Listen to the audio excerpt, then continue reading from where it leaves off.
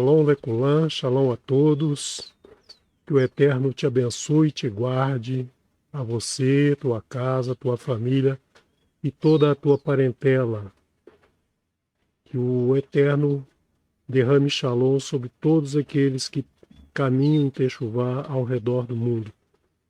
Hoje estou fora do meu estúdio, da minha casa, num recanto aprazível aqui próximo da cidade de Petrópolis, no Rio de Janeiro, num ambiente aberto. Espero que a imagem e o som estejam bons para todos. E quero convidar vocês para que no próximo Shabat vocês participem dos estudos que vão ser aprofundados os temas que hoje discutiremos um pequeno trecho aqui, que já foi discutido também no último momento do hebraico, na terça-feira, com o Moré Marcos Felipe. E quero convidar vocês para, no próximo domingo, a partir do pôr do sol, até o dia 6 de dezembro, ao pôr do sol, uma segunda-feira, para participar aqui no canal Techuvá Total da comemoração da festa de Hanukkah. Os detalhes dessa festa você pode ter no vídeo que foi gravado no último dia 22, na segunda-feira, pelo Moré Marcos Felipe. Nesse vídeo ele detalha toda a história da festa, todos os achados arqueológicos que detalham essa festa tão importante no calendário judaico. Então, a partir do próximo domingo, vocês acompanham essa festa aqui conosco no canal Techuvá Total. Hoje, dando continuidade aos nossos estudos do pedacinho da Torá, nós vamos tratar da Parashá Vayeshev. Vayeshev significa e habitou, né? E coabitou, e se afirmou no lugar, se sentou no lugar. Na verdade, a palavra sentou é mais apropriada, né? Que nós temos aqui o Shin e o Vav, que é a raiz da palavra Shevet, né? Não o carro Chevette, mas Shevet de sentar. Sentar por quê? Porque Jacob, ele já havia produzido muito na vida, já tinha ficado rico, já estava em caminho de Techuvá há muito tempo, já tinha bastante idade, seus filhos já estavam crescendo, e era o momento então dele se recolher, se acomodar, enfim, é como se fosse uma aposentadoria, né? Ficar mais tranquilo, como dizem aqui no interior de Minas, colocar o boi na sombra e ficar curtindo a vida. Na verdade, então, é esse o sentido dessa palavra Vayeshev. E nós, nesse estudo, eu escolhi um pedacinho aqui dessa paraxá que também aparece em outros trechos da Torá, e eu gostaria de, então, abordar esse tema com vocês, trazer algum material de estudo para que vocês depois aprofundem ou busquem na Torá esses detalhes desse tema, né? O objetivo desse estudo é geralmente trazer algum ponto que achamos importante e que vai despertar em você o interesse de aprofundar um estudo que não está descrito na Torá, mas é um estudo que, feito fora da Torá, ele é muito compatível com o que vem sendo detalhado na Torá, né? Mostrando que a Torá e a ciência, elas têm uma relação muito próxima, né? Não há essa dicotomia entre ciência e Torá no nosso entendimento.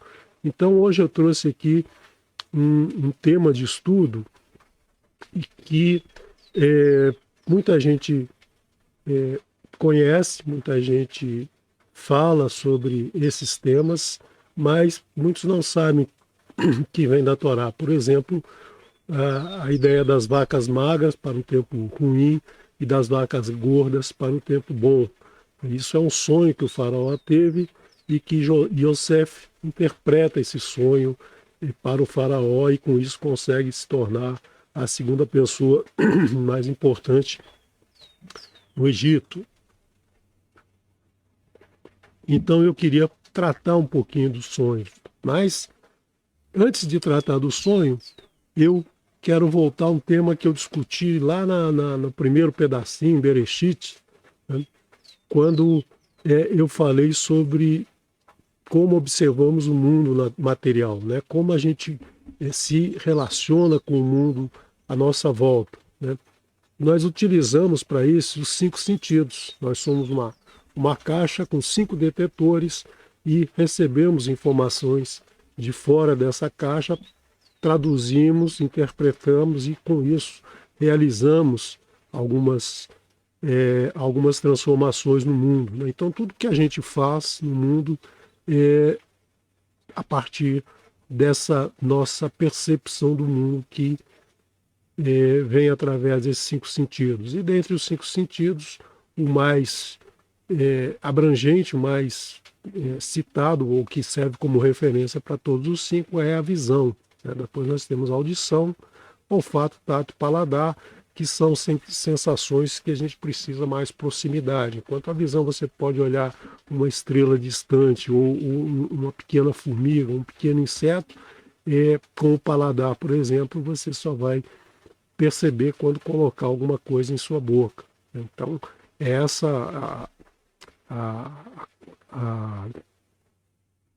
o colocar a visão como uma referência para os sentidos. E o que a gente observa? A gente observa parâmetros que estão na natureza e que na ciência a gente caracteriza como grandezas, ou seja, tudo você pode relacionar com aquela grandeza. Né? Por exemplo, massa, né? Peso de alguma coisa, você fala em massa. Separação entre duas coisas, quer dizer, entre eu e a câmara temos uma separação, isso a gente chama de distância. E o fluir, o passado, presente e futuro, a gente chama de tempo. E a Torá, ela cita várias vezes, massa, ela cita o tempo, né? Mais de 500 vezes a gente tem a definição ou alguma colocação com o tempo em toda a Escritura Sagrada. Então, é muito importante a gente conhecer um pouco essas 3 grandezas que já aparecem, como eu disse, na primeira frase da Torá, Bereshit bara Elohim, et hashamayim ve'et haaretz. Né? Quem perdeu o estudo de um pedacinho da Torá, da Parashá Bereshit, pode rever aqui no canal e vai ter mais detalhes sobre essas grandezas. No último século, século XX, a gente teve a colocação, a descoberta ou a classificação de mais 4 grandezas que vem do estudo da física, né? Que é a temperatura absoluta, a corrente elétrica, a quantidade material e a iluminação.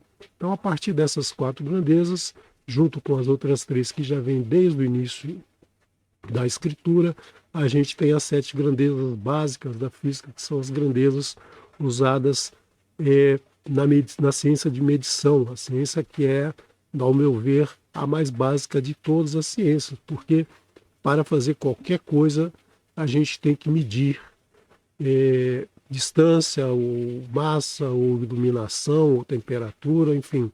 Não conseguimos fazer ciência se não soubermos medir, observar, medir, transformar isso em números e utilizar esses números. E eu queria dizer para vocês o que nós temos sob nosso controle. Né? Adam aqui eu coloquei no sentido de humanidade, de ser humano. Então pertence ao homem. O homem pode aumentar ou diminuir a massa, a distância. Né? Você pode pesar 1 quilo de arroz, 1,1 kg ou 900 gramas. Então você pode trabalhar isso. Você pode aumentar as suas posses em bens, por exemplo. Na época da Torá se falava em ouro, em prata. Né? Então a quantidade de material que você tem ali, você pode aumentar ou diminuir, ou então a distância, né? O tamanho de um terreno, o tamanho de uma casa, o tamanho de qualquer coisa, você pode aumentar ou diminuir. E o controle dessas duas grandezas é muito comum ao homem e tem gerado durante a nossa existência muitas coisas boas, mas também muitas coisas ruins, muita ganância, alguém que quer ter mais que o outro, seja em área de terreno, seja em quantidade de ouro, né? Então isso gera toda a insatisfação do ser humano, ou a cobiça do ser humano. E o Eterno na Torá, ele cita várias vezes a transgressão que é querer se apossar de uma área de uma outra pessoa ou errar o peso e a medida. Então, isso constitui uma transgressão na Torá e também no Código Civil é uma transgressão muito séria você, a uma pessoa querer se apoderar do que é da outra, né? O que é ter a massa, ter a distância, ter um terreno grande ou ter um terreno pequeno, ou invadir um país para pegar o terreno do país, ou pegar bens daquele país, minérios, vegetação, então seja lá o que for. Então a Torá, ela cita, repete várias vezes a transgressão que é acumular bens, acumular grandezas, massa e distância, né? Uma outra grandeza que aparece desde o início e que é muito importante na vida de todos é a grandeza tempo. Nós não temos gestão nenhuma sobre o tempo. Muita gente gostaria de aumentar a sua vida em alguns anos, outros gostariam de voltar ao passado para rever uma posição, refazer alguma coisa no passado, mas infelizmente não é possível. O tempo ele flui linearmente, então, ou seja, o passado passou, o futuro não chegou ainda, nós só temos agora para viver, nós só temos esse instante. Um segundo atrás não volta e o segundo à frente ainda não sei o que vai acontecer. Então, é um grande problema para o ser humano, é um grande desafio para o ser humano de trabalhar com o tempo. É uma questão de muito sofrimento para muitas pessoas que gostariam de ter gestão sobre o tempo, né? Felizmente não temos, porque se tivéssemos gestão sobre o tempo, provavelmente a desgraça da humanidade seria muito maior. Então o Eterno nos deu tempo para quê? O tempo nos mostra o fluxo da evolução, nos mostra o que aconteceu no passado, o que estamos fazendo hoje e nos dá uma perspectiva de um futuro, o que podemos fazer com esse futuro a partir do que fizemos no passado, o que estamos fazendo no presente. Então, toda a cadeia evolutiva, ela se dá através do tempo. E a Torá já cita o tempo logo na primeira frase, ou seja, a Torá, ela fala sobre evolução, como muita gente muitas vezes acha que a Torá não é evolutiva, ela é contra a evolução ou a teoria da evolução, mas na verdade você estudando no hebraico, principalmente estudando Bereshit, você vai ver que a Torá é o tempo todo evolutiva, né? Então nós temos que observar o tratamento dado ao tempo pela Torá.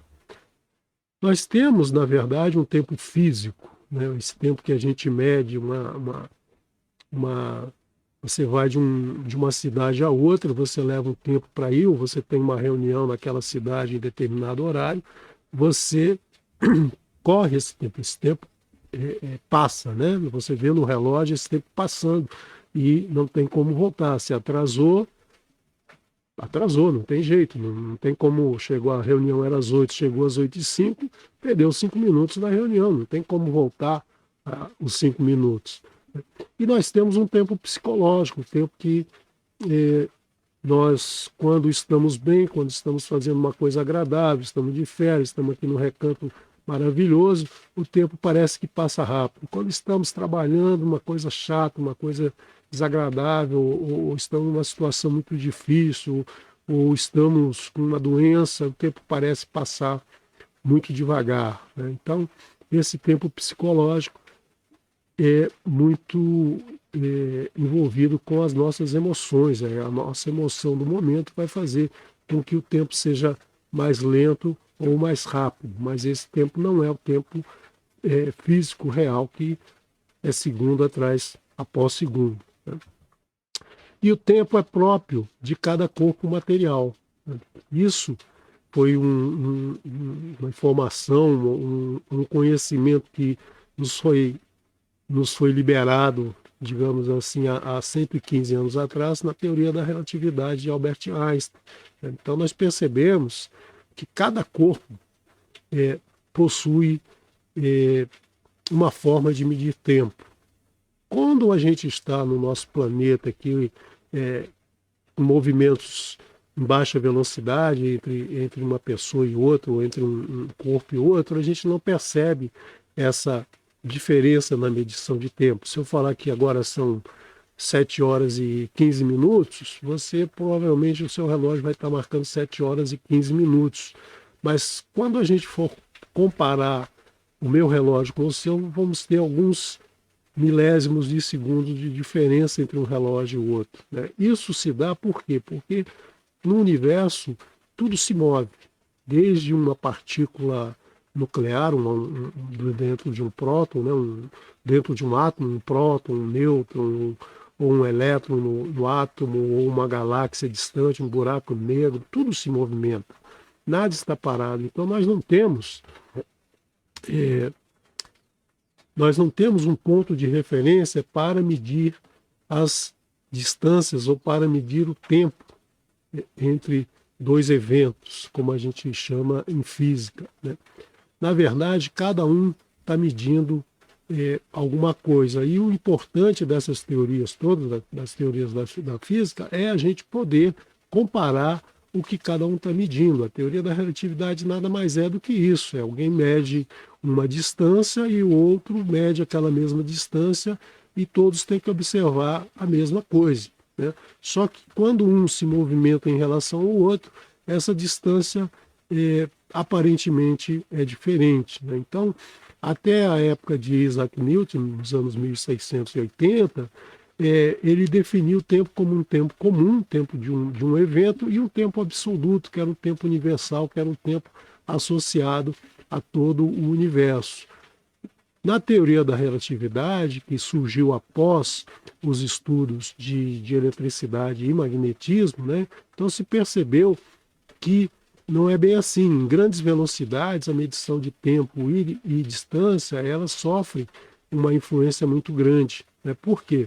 Porque a gente observa a partir de um sinal, né? A partir de um lampejo de luz, por exemplo, quando a gente estuda o movimento, a gente vê um carro passando, a gente vê a luz refletida do sol refletida no carro e chega aos nossos olhos. Né?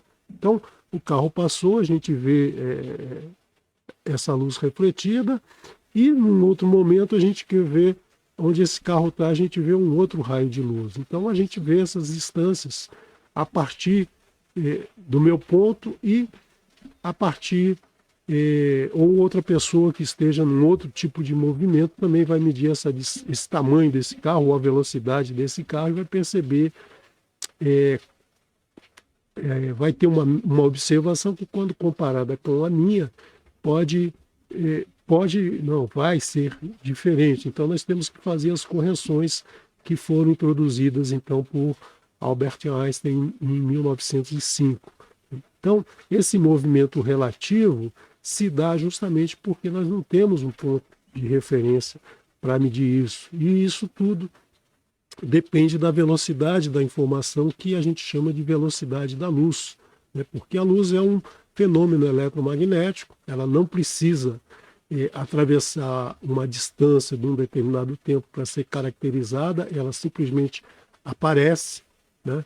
Então ela aparece a partir de cargas elétricas positivas e negativas, aparece a velocidade da luz, aparece a velocidade de propagação dessa onda eletromagnética, e aí ela passa a ser uma referência para o estudo de velocidade e medição de tempo e medição de distância. Então ela passa a interferir na nossa medição de distância e tempo. Né? Um assunto um pouco complexo, a gente pode mais à frente detalhar um pouquinho mais, mas o que eu queria aqui era mostrar para vocês que o tempo é uma medição relativa, apesar de de ser um fluxo constante, passado, presente e futuro. Mesmo a teoria da relatividade não diz que você pode voltar ao passado, né? Apesar de que isso é um tema muito recorrente na ficção científica atual, né? As pessoas voltam ao passado para viver uma época, ou vai ao futuro e ver como é que vai ser lá e volta.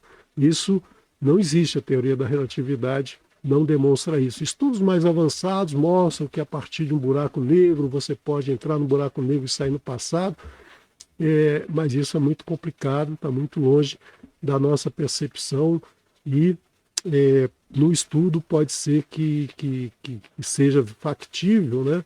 Mas na realidade é pouco provável. Filosoficamente também é pouco provável que isso aconteça, né? Porque nós estamos aqui no século XXI, né?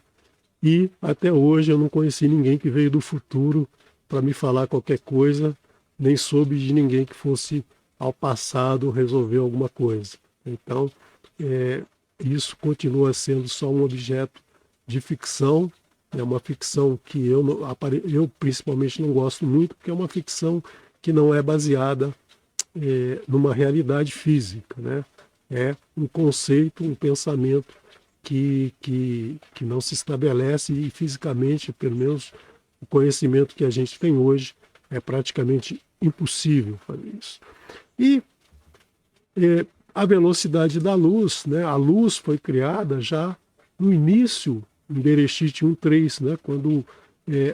Quando o Eterno diz, Yehi Or, Vayehi Or, e haja luz e houve luz. Primeiro ele criou a matéria, né? Primeiro ele criou a massa, depois ele criou a luz, porque é a ordem natural. A luz, ela vem da matéria, não a matéria da luz. É muito comum hoje falarmos que matéria, massa é energia condensada, quando na verdade é o contrário, né? A energia é a massa de uma certa forma volatilizada, digamos assim, né? Porque sem massa não há energia, não há luz, não há onda eletromagnética, não há nada. Então, o Eterno criou na ordem correta, né? O ser humano faz uma adaptação achando que energia é mais importante que massa, mas energia é apenas um conceito que sai do estudo da massa, né? É um conceito, uma ferramenta matemática que nos facilita, né, trabalhar com as equações dentro da física. Então é muito mais fácil falar em energia do que falar em massa, do que falar em forças, porque isso acarreta um complicador dentro das equações. Então a gente hoje tem difundido o conceito de energia, mas é um conceito que vem da massa. E nós já tivemos essa discussão de tempo lá atrás com Shlomo HaMelech, né? O rei Salomão foi considerado o homem mais sábio do mundo, né, de toda a nossa existência, porque ele orou ao Eterno pedindo por sabedoria, e ele teve sabedoria. E no momento em que ele usava essa sabedoria de uma forma correta, de uma forma produtiva, ele conseguiu escrever muitas coisas. Depois ele pisou na bola, né? Ele começou a se interessar por outras coisas, começou a ser idólatra, começou a transgredir a Torá em vários pontos, e aí ele já não conseguiu tanto produzir tanto, né? Mas ele, durante um tempo, ele produziu muita coisa e ele falou muito sobre o tempo. Ele nos deu muito clara essa definição do tempo próprio, né? Apesar de que nós só temos essa colocação na física a partir de 1905. Então ele definiu que há um tempo para tudo. Ou seja, cada coisa mede o seu tempo. E há um tempo para todo propósito debaixo da terra. Ou seja, ele caracterizou bem o tempo, caracterizou essa função, de fluxo, de evolução do tempo, né? Então, tudo tem um momento para acontecer. Então, ele nos deixa 14 conjuntos de tempo, né, que se complementam, ou seja, nós temos para cada um, nós temos o seu antagonista, ou o seu oposto. E ele começa justamente com o tempo de nascer e tempo de morrer. Para tudo na vida há um tempo de início e há um tempo de fim. A nossa vida começa e a nossa vida termina. Não existe ninguém imortal, não existe ninguém que não vá morrer. Esse tempo já é definido. Quando nós nascemos, certamente nós já temos isso gravado, qual vai ser esse tempo. Felizmente, nós não conhecemos esse tempo. Eu digo felizmente porque se alguém souber que vai morrer dali a 5 minutos, ou 1 ano, ou 2 anos, ou 10 anos, vai ficar muito desesperado, vai ficar sofrendo, vai querer resolver tudo o que deveria ter resolvido e não resolveu. Por isso que os sábios dizem que o melhor momento, o sábio Hillel falava que o melhor momento de caminhar em Techuvá é um dia antes da sua morte. Né? Como você não sabe o dia da sua morte, é melhor caminhar em Techuvá, começar a caminhar em Techuvá hoje, porque se a sua morte for amanhã, você está certo de ter começado um dia antes. Se for depois da manhã, você continua em Techuvá amanhã. Você não sabe o momento da sua morte. Então, Shlomo caracterizou muito bem o tempo de nascer, o tempo de morrer. Depois, ele termina com o tempo de guerra e o tempo de paz. Então, para tudo na vida, nós temos um desafio, é como se fosse uma guerra. Viver, fazer conquistas, é uma guerra contra um oponente ou contra os nossos sentimentos, as nossas emoções, os nossos desejos. Isso tudo é um momento de guerra. Nós estamos sempre nesse tempo de guerra até termos um tempo de paz, até fazer a conquista, até passar para um estágio seguinte, onde começamos um novo tempo de guerra, um novo tempo de paz. Então, Shlomo caracteriza isso muito bem nesses 28 tempos, né, que já até virou música dos Beatles, e está ligada à primeira frase da Torá, né, Bereshit bara Elohim et hashamayim ve'et haaretz. Né? Essa frase, ela tem 28 letras, ou seja, e aqui nós temos 28 tempos, né? Os mesmos tempos que estão associados a Bereshit 1:1. Então nós vemos que Shlomo amarrou muito bem essa divisão dos tempos com Bereshit. Né? Será que foi uma coincidência? Ou será que ele pensou nisso? Ou será que ele tinha esse conhecimento todo? E além disso, nós temos, em cada mão, nós temos 14 falanges, né? 3 em cada dedo e 2 no dedo polegar. Algumas pessoas têm falanges coladas, né? Ela só movimenta o dedo inteiro, ela não dobra. Mas isso são algumas pessoas, não se sabe porquê, mas algumas pessoas têm essa característica. Mas, em geral, as pessoas têm 14 falanges em cada dedo e 3 em cada dedo, 2 no polegar, e esse polegar é muito importante, porque esse polegar em posição antagonista aos outros, né? Ele é perpendicular ao movimento dos outros, só que permitiu ao ser humano desenvolver toda a habilidade de construir ou de transformar a matéria, transformar a massa. Então isso nos permitiu a evolução durante o tempo todo que estamos aqui. Então essa característica o Eterno colocou, esses 28 tempos, ele colocou nas nossas mãos. É com as mãos que nós criamos, é com a mão que nós podemos utilizar o tempo a nosso favor. Eu digo usar a nosso favor porque o Eterno, ele nos dá uma ferramenta para trabalhar, para administrar o tempo. Nós não temos gestão sobre o tempo, mas nós podemos administrar o tempo que nós temos. Então, se na minha vida ou na sua vida algo não vai bem, se a sua história passada é ruim, se você teve muita desgraça na sua vida ou muita coisa boa, enfim, depende dessa classificação. O importante é que se você quiser mudar, você pode recomeçar. Você tem o cronômetro de Adam, né? Esse cronômetro de Adam permite que você, nesse momento, fale assim, olha, a minha vida tem que mudar e vai ser agora. Então, eu vou começar a contar meu tempo a partir de hoje.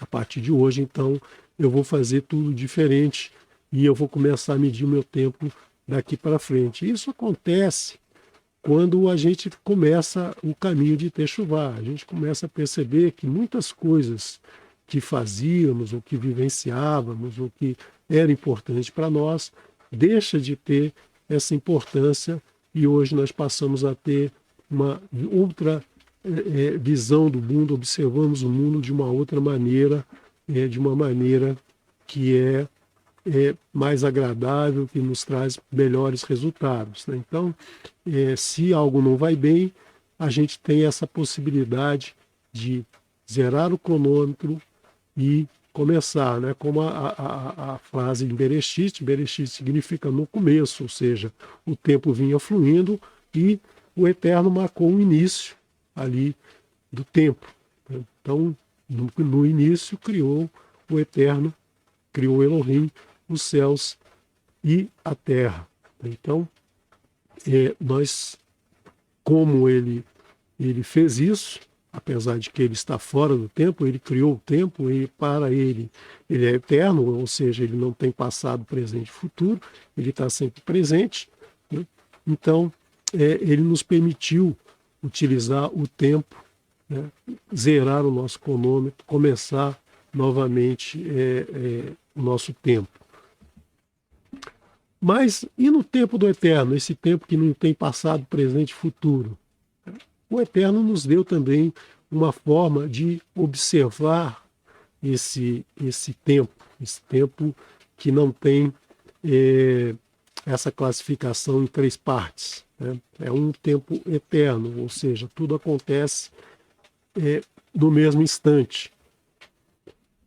E ele nos permite observar isso através de 3 características que nós temos muito na Torá, né? Citado várias vezes na Torá, que são os sonhos, a visão e a profecia, né? Então, nós tivemos várias pessoas que têm algum sonho, que traz alguma mensagem, ou que visualiza alguma coisa que passa a acontecer, ou os profetas que trouxeram grandes mensagens para a sua época e para a nossa época atual. Então eu quero aproveitar aqui, porque essa paraxá nós temos os sonhos de Yosef, né? O sonho que ele tem com seus irmãos e que gera uma inveja muito grande, que faz com que seus irmãos se voltem contra ele. Nós temos o sonho do faraó, nós temos os sonhos do copeiro, do padeiro. Então, nós temos esses sonhos, e eu queria trazer, então, uma abordagem sobre esses 3 itens, né? Sonho, visão e profecia, porque eles estão ligados a esse tempo eterno, a esse tempo psicológico que nós temos, que não é um tempo real. O tempo de passado, presente e futuro é um tempo que não tem essa dimensão, digamos assim. O que é o sonho? O sonho é como se fosse um shabat diário, né? Aquele momento de repouso. Não é um shabat porque você, quando dorme, você não está santificando ao Eterno, mas você se lembra que tem que dormir, porque você sente sono, né? E você repousa. Nesse momento, seu corpo, seu metabolismo se reduz, né? E o seu cérebro passa a manter a funcionalidade básica do seu organismo. Então, reposição de células, você tem eliminação digamos assim, dejetos ou coisas que não foram absorvidas no seu intestino, a sua respiração se acalma, enfim, você está num momento que não há vigília, você não sabe o que está acontecendo no seu mundo, você não se preocupa com contas a pagar, você não se preocupa com trabalho, você não se preocupa com se está sol, se está chuva, se você vai ter comida no dia seguinte, nada disso. Então, é um momento realmente de um Shabat, né? No Shabat nós não nos preocupamos com nada disso, nós nos preocupamos com o mundo que nos cerca, nós nos preocupamos simplesmente com o nosso mundo interior, com o nosso mundo em que estamos em conexão com o Eterno. Durante o sono nós estamos dessa mesma maneira. E é nesse momento que o seu cérebro passa a despertar, a trabalhar imagens, sons, movimentos que ocorrem num nível interior a você. E muitas vezes você pode ter isso um sonho profético, mas na maioria das vezes nós sonhamos com algo que aconteceu no passado, com algo que gostaríamos de fazer no futuro, com um filme que vimos, com a relação é, entre pessoas que nós conhecemos, enfim, tudo que acontece na nossa vida muitas vezes ela aparece no sonho e mistura-se pessoas, mistura-se locais, você pode viajar para um planeta, visitar Júpiter se quiser. Então, muitas vezes o seu sonho ele anda nessa dimensão, né? Quando você começa a caminhar em Techuvá, quando você começa a se interessar pelos ensinos do Eterno, você começa a ter sonhos mais relacionados a isso, né? O seu cérebro começa a trabalhar em harmonia com os seus desejos, né? Digamos assim. E os sonhos são muito importantes, porque eles podem ser estudados e podem trazer ajuda para alguns problemas, tanto físicos como mentais, que a pessoa pode ter, né? Ela pode extravasar esse sonho, por exemplo, para um psicólogo, para alguém que esteja trabalhando com ela seus traumas, suas dificuldades, e através dessa análise de interpretação de uma mensagem que vem de um cérebro que está trabalhando sem a conexão, a vigília com o seu dia, ela pode, então, te ajudar a resolver essas questões, né? Então, na Torá, nós vemos que na Torá e nos escritos nazarenos, nós temos várias pessoas que tiveram sonhos, né? Mensagens a partir de sonhos, como Yaakov, Lavan, Yosef, o faraó, Shlomo, Davi, né? E os profetas, a mulher de Pôncio Pilatos, né? Que sonhou e querendo ajudar Yeshua, né? Ela teve um sonho e comunica a Pilatos, então, o receio que ela tem se ele fizesse algo contra Yeshua. Então, várias pessoas na Torá tiveram sonhos, né? Sonhos premonitórios, sonhos que trouxeram alguma informação, algum cunho de profecia. Mas, em geral, não é assim que isso acontece, né? Em geral, a gente sonha com coisas bem estranhas, e tem muita gente que diz que não sonha ou não lembra dos seus sonhos, né? E o sonho também ajuda muitas vezes quando você está à frente de uma situação muito complexa, ou acontece muito na ciência, né? Alguém que está pensando muito num determinado assunto, num determinado experimento, e quando ela relaxa, quando ela se permite sonhar, ela vê muitas vezes a solução para essa questão, porque o seu cérebro trabalha mais livremente, né? Porque durante o estado de vigília, o cérebro tem que ficar atento para observar tudo que está à nossa volta, né? A gente observa com os 5 sentidos. Quando a gente está dormindo, praticamente os sentidos estão também dormindo, né?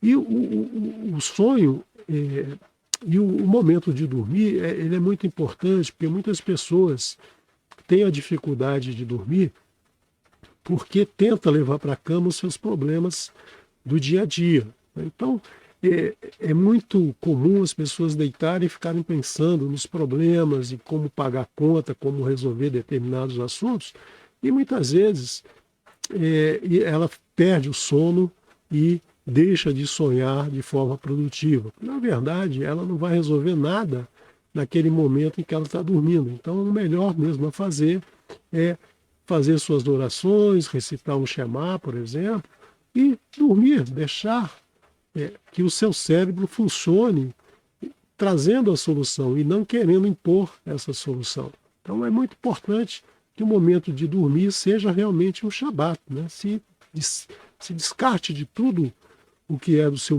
dia a dia e se entregue, se relaxe, repouse. Isso é muito importante para ter uma vida saudável.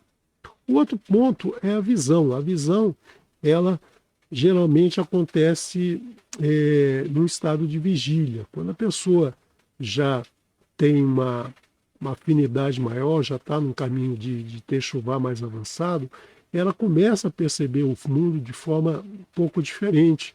Então, ela observa algumas coisas que já observou várias vezes no passado, ou outras pessoas observam, e ela, daquela observação, ela tira uma conclusão, ela tira um pensamento, ela tira uma informação que muitos não tiveram ainda. Isso também acontece muito com a ciência, né? Pessoas que estão andando, por exemplo, Isaac Newton viu uma fruta caindo da árvore e associou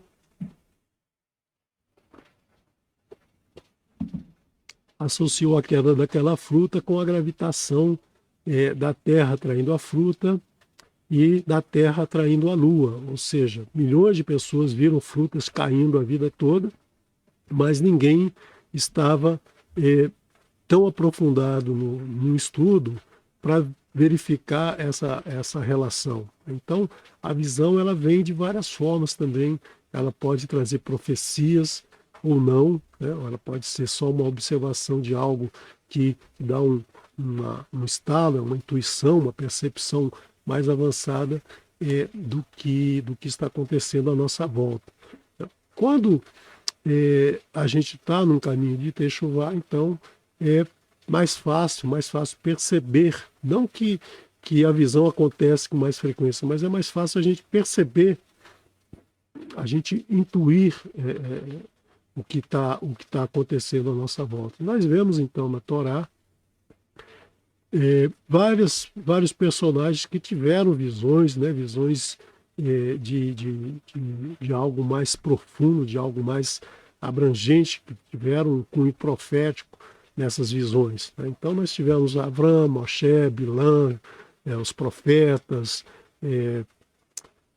Zerariah, Hananiah, Cornélios, Simão Quefa, né? Quando Simão Quefa sobe para descansar, ele tem uma visão de um lençol trazendo comidas impuras e tem uma interpretação totalmente errada dessa visão, dizendo que a partir dali pode-se comer qualquer coisa, inclusive a comida impura, e na verdade a interpretação está completamente errada, não é isso que está sendo tratado.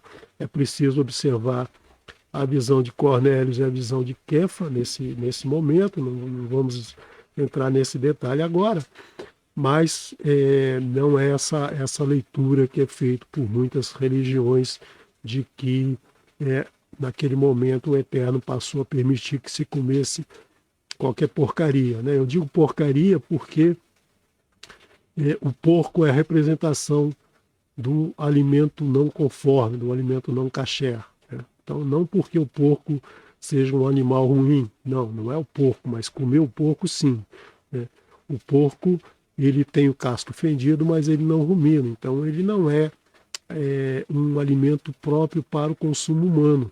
Nós podemos estudar isso mais à frente quando a gente estiver falando na paraxá apropriada sobre alimentação.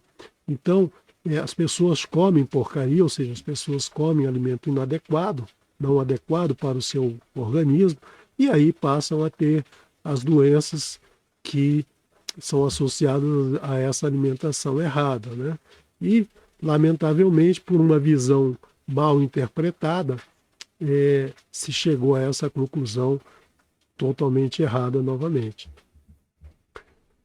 Os sonhos e a visão, eles nos são entregues pelo Malar, o mensageiro do Eterno, o mensageiro Gabriel. Se você quiser conhecer um pouco mais sobre os mensageiros, você veja aqui no canal está disponível o momento do hebraico do dia 16 de novembro, onde Moré Marcos Felipe fala dos 7 mensageiros do Eterno que trazem mensagens para a humanidade. Inclusive, trata ali bastante sobre aquele homem que brigou com Yaakov no momento que ele retorna para a casa dos seus pais, né? Então, ele fala ali dos 7 anjos, né, que estão apresentados em vários textos apócrifos, né? Então, nós temos aqui que o anjo, o chamado de anjo, né, o Malar, o mensageiro,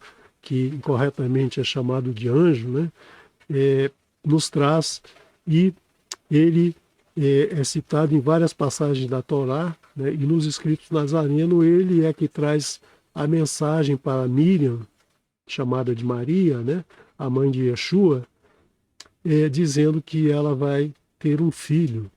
Então, e quem traz isso é o anjo Gabriel.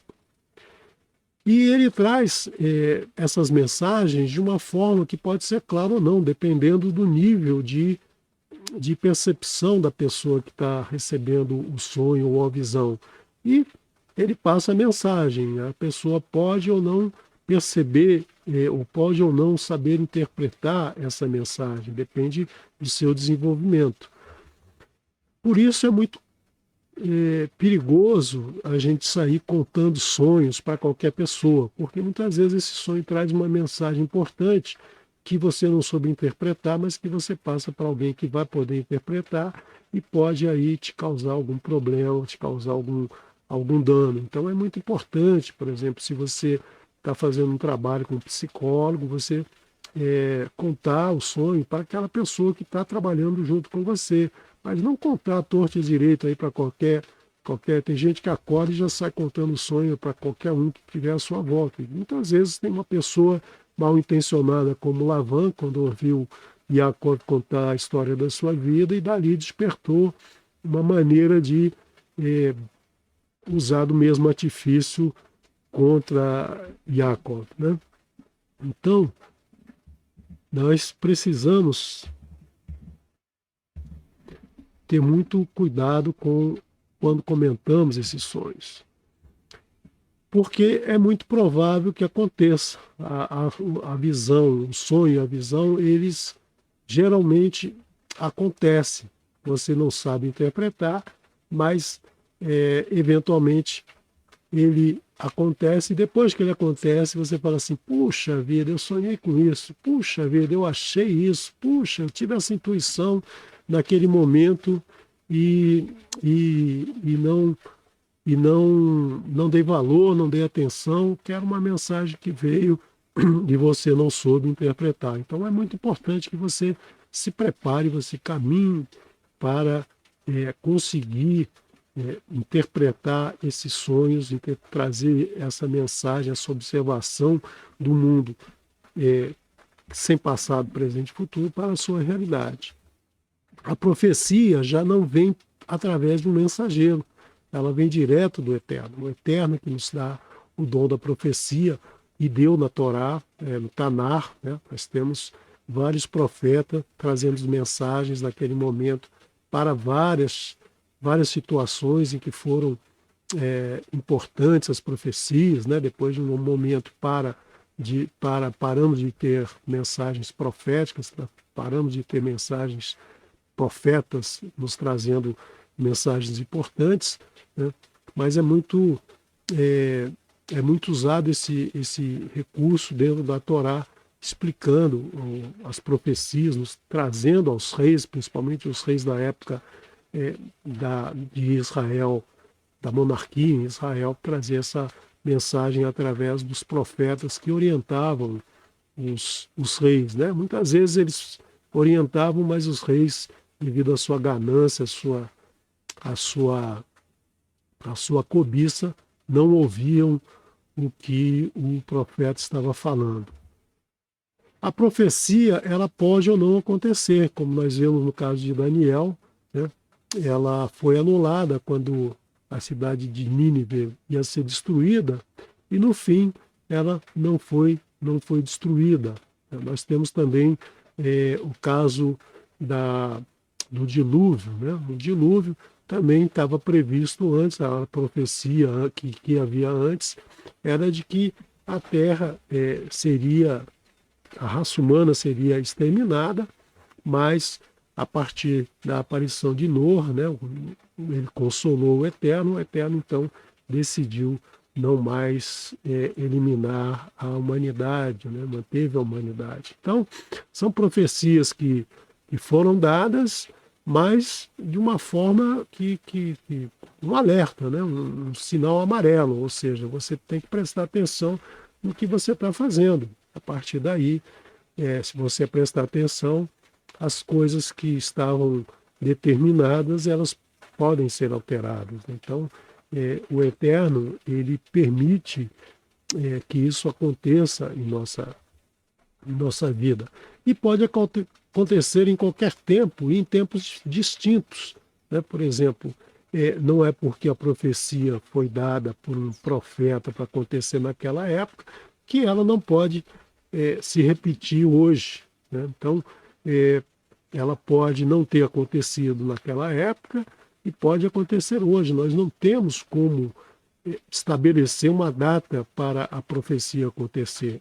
Ela vai acontecer se as condições para ela acontecer forem as favoráveis, né? Então, é muito importante a gente estar atento ao cumprimento das profecias e atento a essa possibilidade de que ela pode ser anulada, né? A profecia é mais clara. A profecia, quando o profeta tem desenvolvido a sua fé acima da razão, né? Nós discutimos isso num pedacinho da Torá anterior, onde nós falamos sobre fé e razão, né? Quando a fé se fica acima da razão e se une ao Eterno, ou seja, nós sabemos observar, sabemos avaliar e nós sabemos que isso é uma mensagem do Eterno, isso está ligado ao Eterno, nós observamos isso porque isso está associado à manifestação do Eterno sobre nós, quando nós percebemos que isso tudo está integrado com o Eterno, a fé acima da razão, nós passamos a ter mais clareza sobre isso. E a fé pode ser, a profecia ela pode ser simbólica, ela pode ser uma mensagem trazendo alguns sinais que diretamente a gente não entende, mas o profeta sabe interpretar esse símbolo. Ela não vem uma mensagem, um texto, né, totalmente escrito, olha aí, assim, assim, assim, mas ela traz uma mensagem com um símbolo de uma situação. Por exemplo, nós temos em Apocalipse, no livro no Sefer HaRizaion, no livro de Apocalipse, nós temos várias mensagens cifradas, né, com símbolos, e que, infelizmente, muitos interpretam os símbolos de umas maneiras assim, de uma maneira muito muito doida, né, trazendo muito medo, muita apreensão, né, uma análise simbólica aí que não é a mensagem que está trazendo no Sefer HaRizaion. Se você interessa em conhecer o livro de Apocalipse, o livro de Revelações, o último livro da Bíblia no hebraico, analisado no hebraico, no canal nós temos uma playlist com o livro, com análise do livro de Apocalipse. São 43 filmes, praticamente 100 horas de vídeo, interpretação de cada frase no hebraico, né? Não temos análise de que é isso, que é aquilo, não, é só interpretação do hebraico, a mensagem passada em hebraico, e não a tradução, e não as viagens intelectuais que muita gente tem aí sobre a interpretação de Apocalipse, né, do extermínio da humanidade, ou da besta, ou daquele famigerado número 666. Então,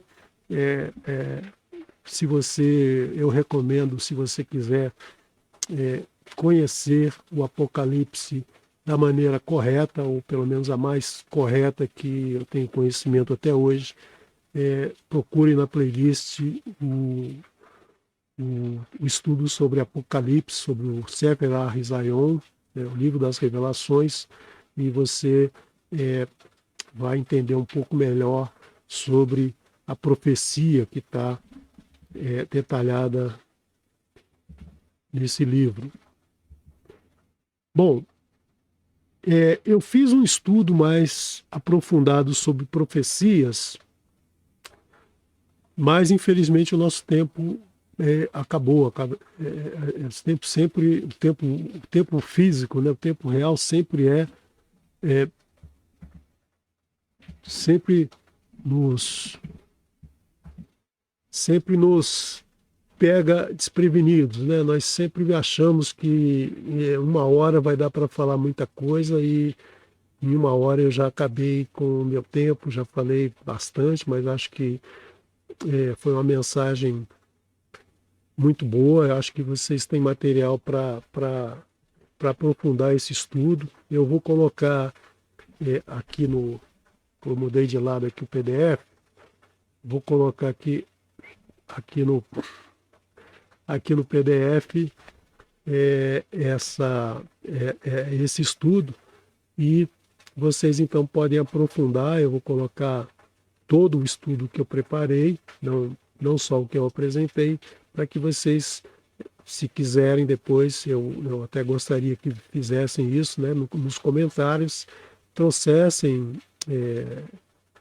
as suas dúvidas, as suas colocações, se forem contrários ao que eu falei, por favor, me deixem saber para que eu possa também aprender, né, porque preparar esses estudos sempre me traz muita alegria, porque eu acabo aprendendo muita coisa que eu não sabia antes, né? Então a busca pela preparação de um estudo desse sempre nos traz muito conhecimento, né? Como a gente diz geralmente na escola, o professor aprende mais do que o aluno, porque quando a gente prepara uma aula de 1 hora, a gente às vezes gasta 10 horas estudando, coletando material, sem contar toda a nossa história passada de estudo, né? Então, eu gostaria de receber de vocês os comentários, né, para poder responder ou para poder